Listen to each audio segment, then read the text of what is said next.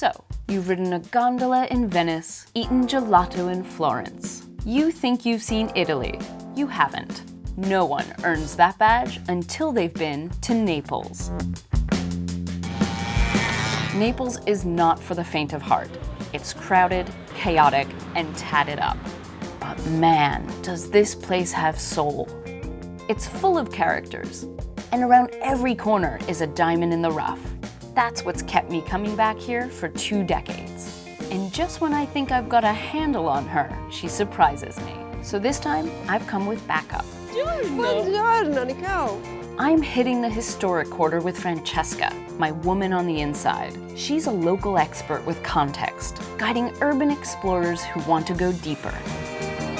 In this area is where I first fell in love with Naples because it is full of life, right? It just Scooters. Yes. It's never boring. That's never true. boring. I'm here on a mission. In our last episode, I spent the day in Amalfi, where I discovered how lemons are literally saving the town from disaster. Now I'm in the big city to learn how lemons have inspired Italian cooking and culture. After the requisite coffee, we start at the beginning. So my town has got almost 3,000 years of life. Naples was first settled by the ancient Greeks.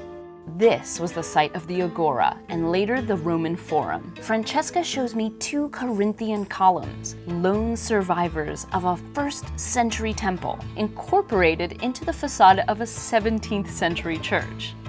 This is what's exciting about Naples. It's a haphazard layer cake of stories. Stories you can walk right up to and touch, if you know what you're looking at. To outsiders, Naples can seem inscrutable. It's hard to know where history ends and myth begins, where faith fuses with superstition. Just look at these handmade nativity scenes, a quintessentially Neapolitan fixation. You've got modern-day figures witnessing the virgin birth. And there, amid the terracotta produce, I spot them. This was very typical. There were people selling in the street, fresh lemon juice. And those lemons would have come up from the coast. The best lemons are from Amalfi and from Sorrento. All these fake lemons make me crave the real thing. So we head over to Cafeteria Ippolito, where they have Delizia Limone, the lemon delight. We use a lot lemons. Actually, we have a lot of lemons in our gardens, Yes. on our balcony. A lot of monastery cloister that had these plants, also because they were considered like healing. Yes, medicinal, right? Medicinal. Yes. I think we should have a little bit of medicine then, shall we? Yeah? Should we? I think we should. Thank you. This looks like a sugar bomb. layers of sponge cake filled with lemon cream, covered with chantilly cream. Okay, so delizia al limone, not really my thing. A little bit too sugary, a little bit too creamy, but it was fun. It's lemons. That's what we're doing here, right? Luckily, it's nearly lunchtime. We're headed to a friend's apartment where Francesca has arranged for me to learn from a local chef a perfect Neapolitan summer dish. But of course, we can't arrive empty-handed. This is a salumeria from 1864. Let's check it out. Scusi.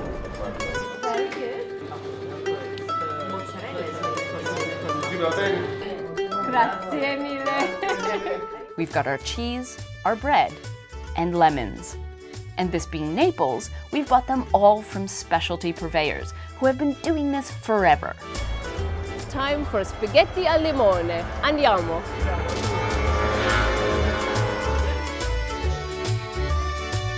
We arrive at a friend's fabulous apartment to cook with Antonio, who's whipped up dishes in top kitchens in Italy and England.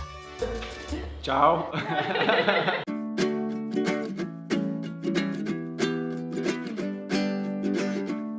This is spaghetti al limone, a dish that Neapolitans crave once summer hits and lemons are at their peak.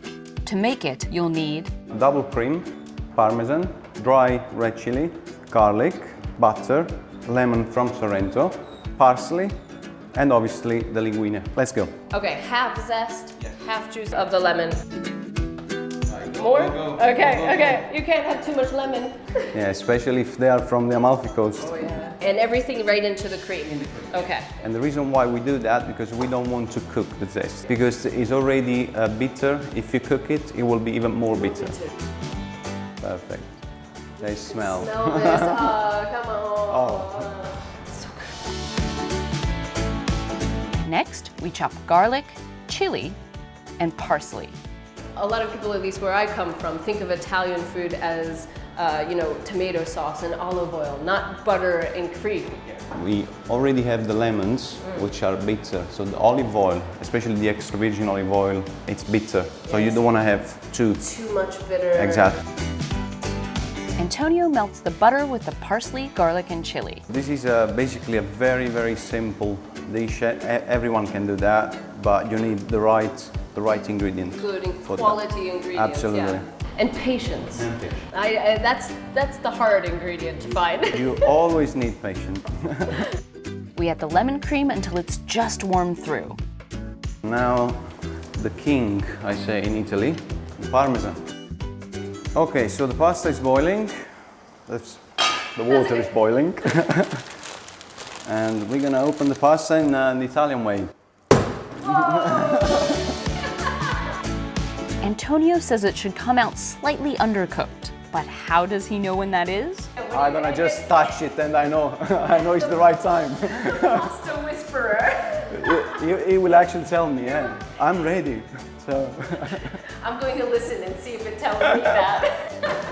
It doesn't, but 8 minutes later, it tells Antonio it's ready for the sauce. He tosses the pasta as only a professional chef could. I'll have spaghetti down my blouse if I do that. A couple of pinches of salt, then he ladles some hot pasta water until the linguine is fully cooked. More parmesan and more lemon zest. I will give you the smell, you know? A tavola.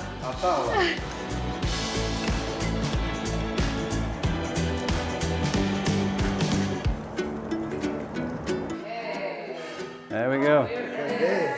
Antonio. After a long walk, we're finally feeding you. So, Buon appetito! buon appetito.